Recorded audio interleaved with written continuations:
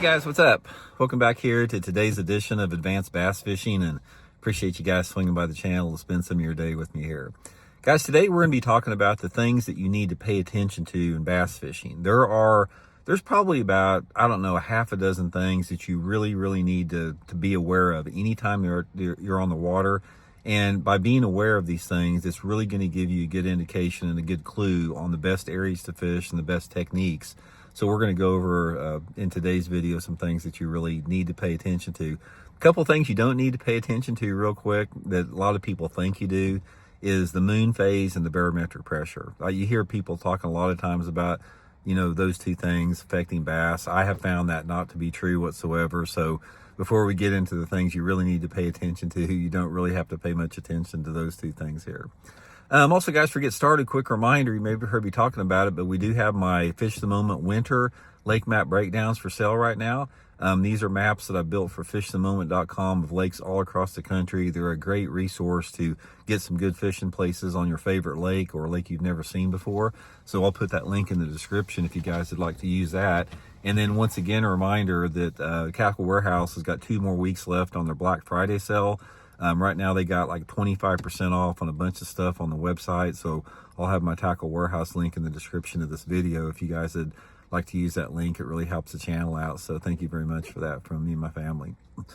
Okay, a couple things you really need to pay attention to in bass fishing. And if you watch my channel, you hear this come up quite a bit because it does have such a huge impact on everything regarding bass fishing. The first one is the water clarity. Water clarity is one of those things that it gives you so much data and so much information about the areas you need to fish, the techniques you need to fish, and how that affects bass in different times of year. But in order to accurately and efficiently understand how water clarity affects bass, you also have to include the second thing you really need to pay attention to, and that's water temperature. Because when you talk about water clarity and water temperature, you almost have to talk about those things as they're one and the same, because you can't figure out how to catch bass by just one of those themselves. You can't say, Randy, here's the water clarity, tell me how to catch bass, because I don't have enough information. But if you tell me, Randy, here's the water clarity and the water temperature, then that gives me a ton of information to go by. And then the third one with that you really need to pay attention to, then we'll tie it all together, is, like I said, water temperature, water clarity, and the type of cover you have available in the lake that you're fishing. Okay, so if you have those 3 pieces of information, that is really all you need. You could literally, guys, you could put me on a plane, you could put a blindfold on me, and you could drop me off in any lake that has bass in the United States. And the only thing I need to know, you don't have to tell me anything about that lake except what type of cover the lake has in it, what's the water temperature, and what's the water visibility. Those 3 things together will allow me to rig my tackle up and to tell me where to go that time of year under those conditions. Because the water temperature and the water clarity, that's going to tell me seasonal patterns. So say, for example, if you tell me, okay, Randy, the water temperature is 48 degrees and the water clarity is 4 feet. I automatically know that narrows my bait selection down, because that's going to be probably in the winter time of the year. Therefore, in clear water and cold water like that, I'm going to be tying on a jerk bait. I'm going to be tying on a little swim bait, maybe a jig and spoon, maybe an Alabama rig. That's going to give me that. So if you tell me, okay, Randy, the water temperature is 63 degrees and the water visibility is 3 foot of clarity, and the cover that you have to fish in there is, say, a rocky bank or something like that.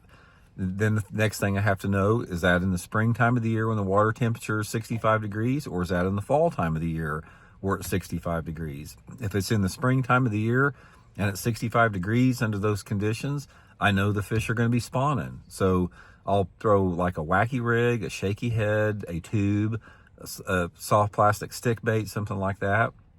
But if the water temperature and the water clarity and the time of year puts that in the fall time of the year, I'm going to be throwing like a crankbait or a finesse jig or a topwater lure.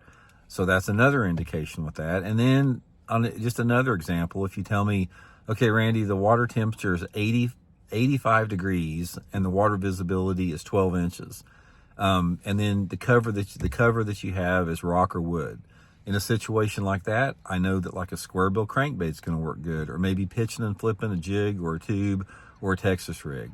So, and there's more subtleties to that, because when you start talking about that, there's a difference between, say, 42 degree water and 48 degree water. There's a difference between 60 degree water and 69 degree water. So every single one of those temperature variations in correlation, if the water clarity is like 1 foot, 2 foot, 3 foot, 4 foot, 5 foot, they offer a whole range of different options for you, and along with the cover available. So those are the three things you really need to pay attention to. And this is another reason why bass fishing is a complicated, complex sport, because I can literally create 100 different scenarios with that. I could say, okay, the water temperature is 70 degrees and you have 6 foot of clarity, or the water temperature is 70 degrees and you have 15 inches of clarity. I can tell you the water temperature is 75 degrees and you got 3 foot of clarity, and you may have lily pads as a primary cover, or you may have boat docks as a primary cover, or you may have, lay down trees in the water as a primary cover. So the amount of variables, when you consider just those three things to put into, your brain and process, water temperature, water clarity, and cover, it even goes beyond that. You literally have maybe 1,000 different possible combinations and scenarios. And this is one of the reasons why bass fishing in its real pure form, without the aid of forward-facing sonar or something like that, it's a lifelong experience. It takes a long time to have some experience to know what to do under each one of those conditions. But with the advent of social media and YouTube videos and stuff like that, it really offers a shortcut to it. So that's one of the things I really wanted to focus in on, for you to remember, guys, is that those are the three big things. Wind speed has another factor too. I'd put wind speed as number 4 with that. But those are the important things. Pay attention to those important things. Focus your energy.